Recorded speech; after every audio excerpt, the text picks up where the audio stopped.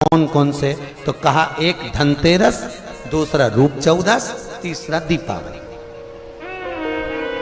इतने में लक्ष्मी जी आके खड़ी हो गई। लक्ष्मी जी ने कहा राजा बलि से, भैया पृथ्वी के लोग सबसे ज्यादा पूजन तो उसी दिन करते हैं, उसी दिन दीपदान करते हैं। और लोग तो धनतेरस के दिन दिया लगाते हैं, रूप चौदस के दिन लगाते हैं, दीपावली के दिन लगाते हैं, और सारा पुण्य तेरे खाते में लिखा जाएगा, तो उनके खाते में क्या होगा? इतने में राजा बलि ने कहा, बहन लक्ष्मी चिंता मत कर, दीपावली के बाद में जो कार्तिक पूर्णिमा आएगी, उस कार्तिक पूर्णिमा के दिन जो किसी जलाशय के पास में जाकर, नदी तालाब कुंड कुआं किसी जलाशय के पास में जाकर अगर एक दिया लगा देंगे तो उसको तीनों दिन का पुण्य फल 1000 गुना होकर प्राप्त हो जाएगा, 1000 गुना।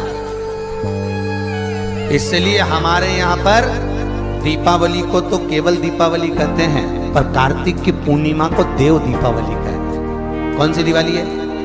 जम के बोलो जरा। देव दीपावली।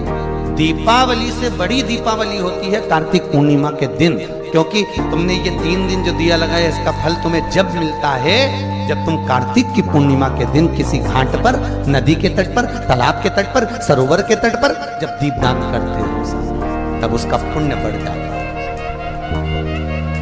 एक बार दिवाली पर दिया नहीं लगाओगे चल जाएगा, धनतेरस के दिन नहीं लगाओगे चल जाएगा, पर यदि कार्तिक पूर्णिमा के दिन चूक गए तो फिर वो दिया का कोई फल नहीं, फिर इसका कोई दीप लगे। अब पाटला देवी का नियम था, रोज यमुना जी के घाट पर जाना, दीपदान करना। एक दिन संत मिल गए, कृपा करी संतों ने, क्या बात है क्यों रोती है? पाटला देवी कहती है मेरी बेटी के घर संतान नहीं। अगर सावन की पूर्णिमा के दिन तुम्हारी बेटी ब्राह्मणों को भोजन कराएगी, उसके घर में औलाद होगी, संतान। कार्तिक। अब पाटला देवी ने कह दिया अपनी बेटी से कि जाओ कराओ। बेटी ने ब्राह्मणों का भोजन कराया। नंद बाबा यशोदा ने खीर मालपुआ बनवाया। खीर मालपुआ बनाकर जैसे ही नंद बाबा परोसे, फिर यशोदा जी आ गई।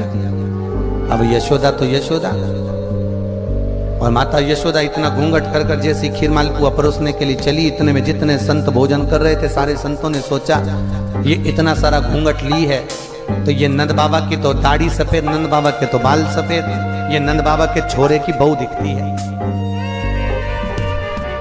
अब छोरे की बहू दिख रही है तो इनके घर में कोई छोरा नहीं दिख रहा, तो सारे संतों ने हाथ उठाकर आशीर्वाद दे दिया, पुत्र भव। जैसे पुत्र बहू ने का आशीर्वाद दिया तो यशोदा जी ने पल्लू ऊंचा कर लिया। जैसे पल्लू ऊंचा करा, पल्लू ऊंचा करते से सारे बाबाओं ने एक दूसरे को कोनी मार के कहा रहे इसका भी बाल सफेद है रे, आशीर्वाद गड़बड़ हो गया।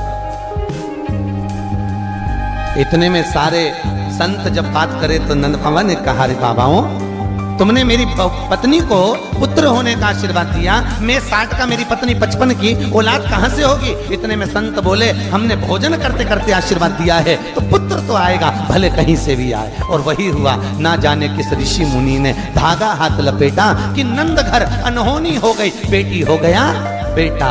और महाराज रात ही रात में नंद बाबा की दाढ़ी हो गई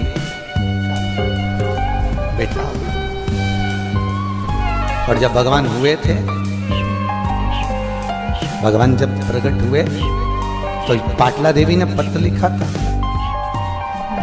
बेटी नवासे का दर्शन नहीं कराएगी, मेरे नाती को लेकर नहीं आएगी। बेटी नाती को लेकर गई थी। आज भी हिंदू धर्म में वो दिन डोल एकादशी कहलाती है। यहाँ पर होती है डोल एकादशी, जिस दिन डोले में बैठकर भगवान कृष्ण को लेकर यशोदा अपनी माँ के घर गई। और जब माँ के घर पहुंची, माता ने पानी उतारा तो बेटे को दर्शन करने को कहा। यशोदा जी बोलती हैं, पाटला देवी बोलती है मुझे बेटा तो दिखा कैसा है। जो पल्लू हटाया माँ ने, पल्लू हटाते से ही पाटला देवी ने लोटा तो रख दिया नीचे कलश को, और कलश को नीचे रखकर बोली पहले ये बताइए तेरी औलाद है? इतने में यशोदा जी बोली और किसी दूसरे की औलाद है? ये तो मेरी। नहीं नहीं पूछ रही है, क्यों माँ तूने ऐसा प्रश्न क्यों करा? यशोदा जी पूछी। पाटला देवी बोली तू गोरी, नंद बाबा गोरे, ये कोयले की खदान कहां से आई? अरे माँ आधी रात को पैदा हुआ था ना 12 बजे, इसलिए काला है। तो काला क्यों हो गया? माँ इतनी रात को कोई लाइट नहीं थी, पूरा अंधेरा, इसी में चिपक गया। यशोदा जी बोली अरे ओ, पाटला देवी कहती है बेटी क्यों झूठ बोलती है, आधी रात को चांद तो निकला था वैसा हो जाता। तो फिर बोली माँ इतने बुढ़ापे में 55 साल की उम्र में मेरे स्तनों में दूध नहीं आया, तो इसको गाय का दूध पिलाया, और मेरी यहाँ एक भी गाय सफेद नहीं, सब काली। इसलिए यशोदा जी की माँ बोली बेटी दूध तो सफेद निकलता है, वैसी हो जाती। आखिरी में माँ को क्रोध आया, पाटला देवी ने छोरे को लिया, लहंगा करा ऊंचा, 36 कली का लहंगा ऊंचा करके, और छोरे को सुलाया। कन्हैया का सिर नानी के पाँव में और पाँव नानी की छाती पे, और बेटी तेल लेके और जो घिसा घिसते जाए और बोल रही है इतना गोरा कर दूंगी जब जाएगा पहचान में नहीं आएगा। इतने में कन्हैया घिस के कन्हैया मन में सोच रही थी नानी ऊपर से नीचे तक काला, सरसों के तेल से कुछ नहीं होने वाला, के तेल से कुछ नहीं होने वाला, क्या हो? अच्छा सत्य बताना ईमानदारी से, माँ बहू के छोरा छोरी को ज्यादा घिसती है कि बेटी के छोरा छोरी को ज्यादा घिसती है? बिल्कुल सत्य बोलना। माँ अगर घिसती है तो बेटी के छोरा छोरी को ज्यादा घिसती है, बहू के नहीं।